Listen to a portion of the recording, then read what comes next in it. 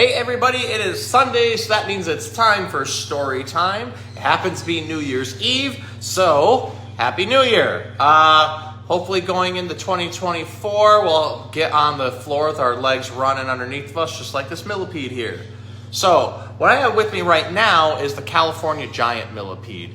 It's the Angusticeps species, which is actually a bunch of different types of millipedes. Millipedes are very, very interesting creatures for a lot of reasons. Let's start for one with their legs. Milli means 1,000, but they don't actually have 1,000 legs. They do happen to have 4 legs per body segment across their entire body. So when we look at body segment, it's actually each of these individual little cross sections on them. So a millipede like this one can have upwards of 80 body sections and then having 4 sets of legs per body section. That's a lot of legs to get you going around. And they can become pretty hypnotic when you're watching them walk. Actually, watching millipedes walk and run is one of my favorite things because you see the legs move in this wave, just like this. And they are very, very curious little creatures. Now, millipedes can't hurt us. Sometimes people get millipedes and centipedes confused. There's a lot of easy ways to tell the difference between them. Now, millipedes have this rounded, armored body, 4 legs per body segment, and a tiny little cartoon-like head.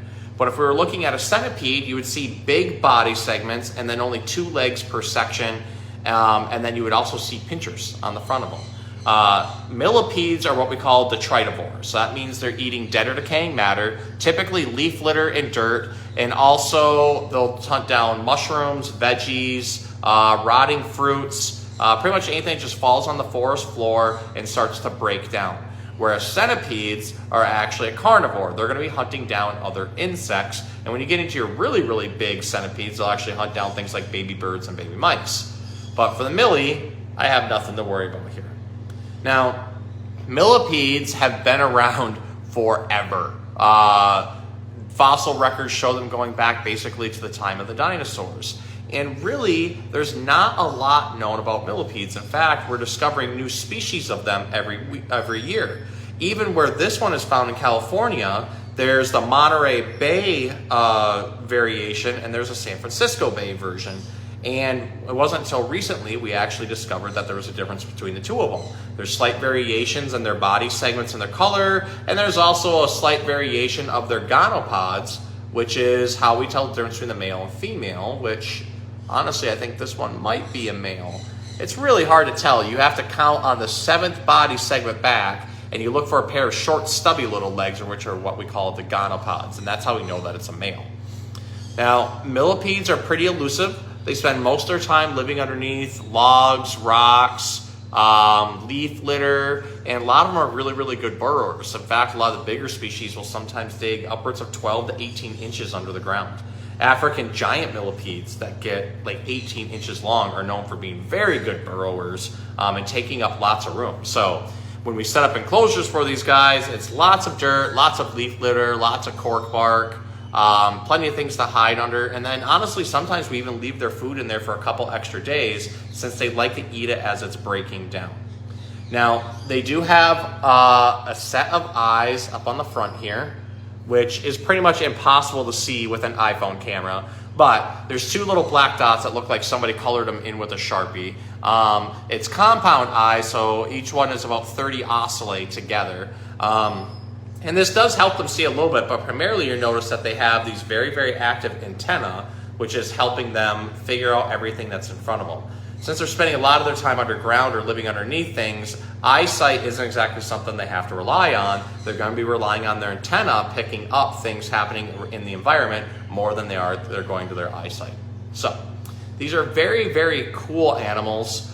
Sometimes people get very, very afraid of them when we have them out in the store. But again, it's just explaining that they're not a centipede, they can't bite, they're a millipede, and they're very, very cute and very, very easy to take care of.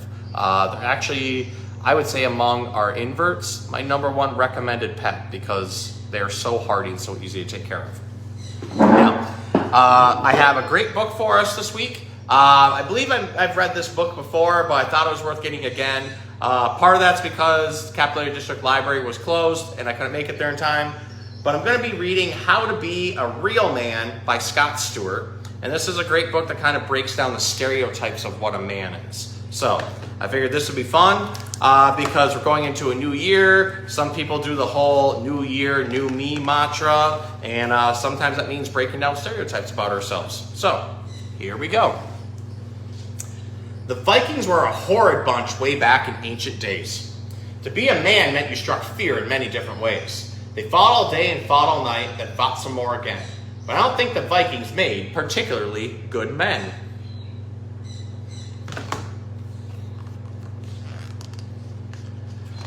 Pirate men were smelly, they were loud, and they were mean. They stole from ships and buried gold, but kept their long beards clean. Some people think that pirates were manly men indeed, but I don't think those mean old pirates really did succeed.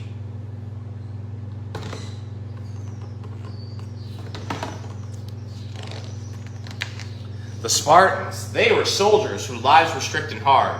Their food was plain, their houses bare, their bodies lean and scarred.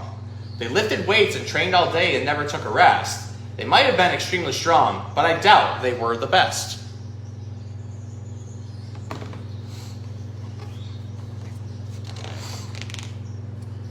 Lots of men from different times and lots of different places. Lots of men with different clothes and different kinds of faces.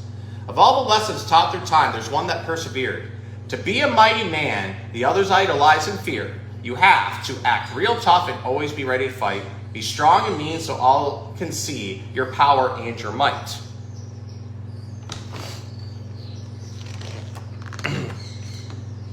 Now I think it's time for a change. New ways to be a man. New ways that can live your life and do the best you can.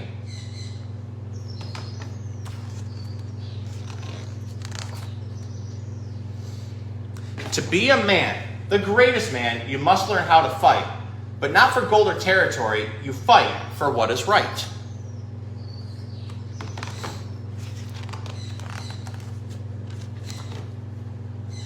To be a man is to be strong, the strongest in the land. But not at lifting great big things, you're strong with helping hands. Men should be nice to those in need and show them they belong. Men should always say they're sorry when they're in the wrong.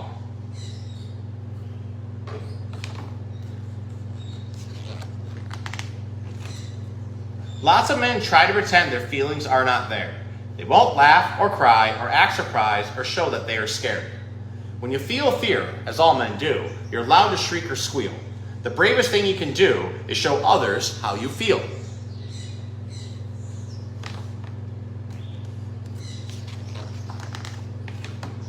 Real men wear things they like and do what makes them smile, whether that's to swim or box or chop or build or style. They start new things, they think new thoughts that don't quit until they're done. They shake all their opponents' hands, whether they lost or they won.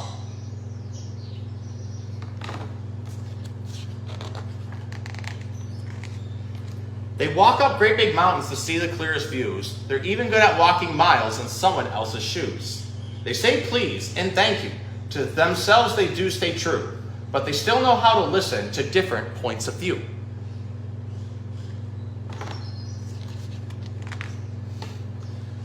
So choose the man that you will be and choose the way you'll live.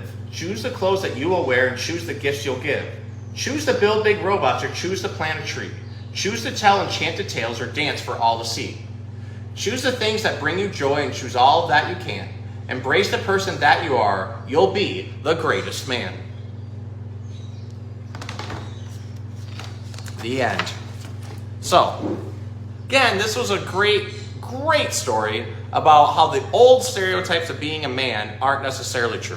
Being a man is being able to express yourself and show your feelings and tell others how you feel without being mad or breaking stuff or always having to fight. It means actually showing real emotion and connecting with people. So, I hope you guys enjoyed the book. I hope you enjoyed learning about our little millipede friend here who's just crawling all over my arm. And we'll see you guys next year.